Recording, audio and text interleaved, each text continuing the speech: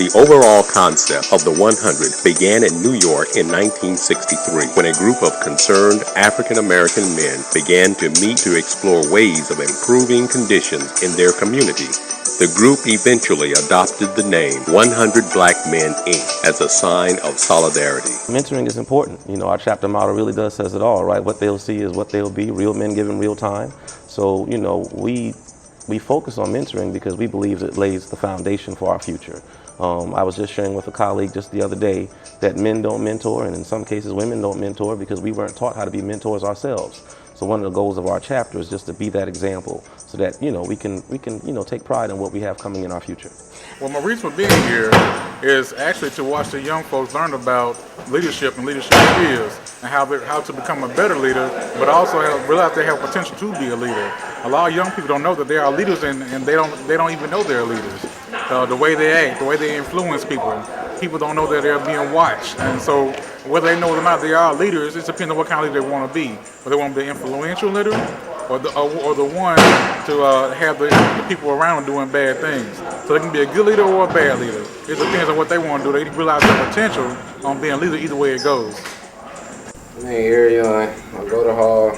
I'm in 11th grade and I like basketball. Alright. I'm a big proponent in, our young people see more than what we give them credit for. So, our young people sometimes battle with a certain level of hopelessness if they don't believe that they could be a doctor or could be a lawyer or could be a successful business person. And one of the things we hope to do with our mentoring and our mentoring programs is to take the veil away. Unfortunately, some young people believe it's just as unlikely that they will become a successful doctor, lawyer, or business person as it would be them winning the lottery or as it would be for them making it to a professional sporting league. So at the end of the day, we want to be, real men given real time. Today we had a leadership institute for youth out here. Really just want to give them all the opportunities they can to help be positive role models to other youth around the city, along with giving them what they need to succeed in life. So we had some great speakers here today. So just really sowing back into the lives of these kids. So they're going to be our future. So we want to make sure they're successful. Mean what you say and say what you mean. Don't beat around the bush. Be candid and concise. People appreciate that. This year, we're having our second year of what we call the 100 Academy Mentoring Program.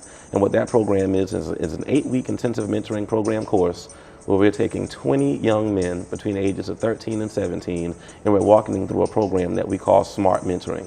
SMART stands for Success, Motivation, Academics, Respect, and Trust, because we believe that the men of my chapter, and we're a collection of businessmen, doctors, lawyers, etc., if we can teach those young men each week, take the veil away. Hey, this is how we define the success. How do you define success? This is how we define respect and the importance it plays for you getting ahead.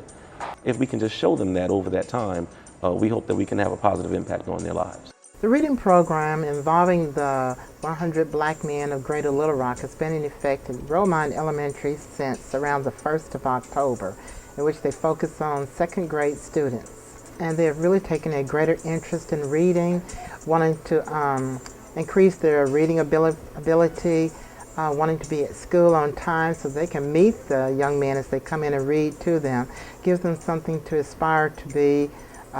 They have inspired the young people in our second grade classes to become better. And they can also see a relationship between what they're doing academically and where they're going in the future. It's what heaven must be, Uncle says to me, with clouds like soft blankets saying, come on in, get warm, stay a while, and be a wind flyer too. It has had multiple benefits so far for our classroom. Our children enjoy having a reader come in every Friday and read different books to them. A lot of these kids don't have male figures present in their home, so they have never had a male figure read to them. So this is a new experience.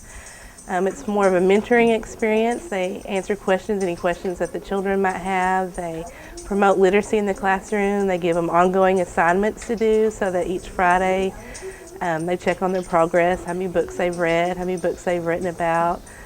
They talk about what they've read. It's been a really neat experience. 32 apple walnut cakes will be ready by tomorrow afternoon. The gorilla looked at the tortoise. He didn't like the tortoise. And although the gorilla had never baked anything ever before, he somehow found himself offering twice as many banana crumb cakes. Today is a collaboration event, an annual collaboration event that we do with Jack and Jill.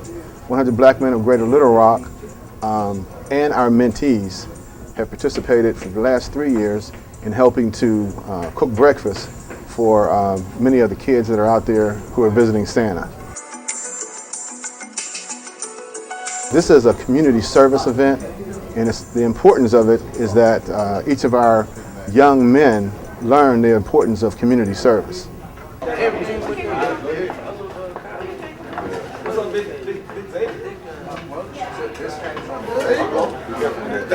I have a lot of my colleagues and friends who I challenge and say, hey, look, you do a lot of good work for the cause, but do you know people? Do you actually know a young person who you spent the time to talk with, to be with, to mentor, to get them involved with a program such as what we try to offer through our chapter? And if the answer is no, then I invite them to come and join us.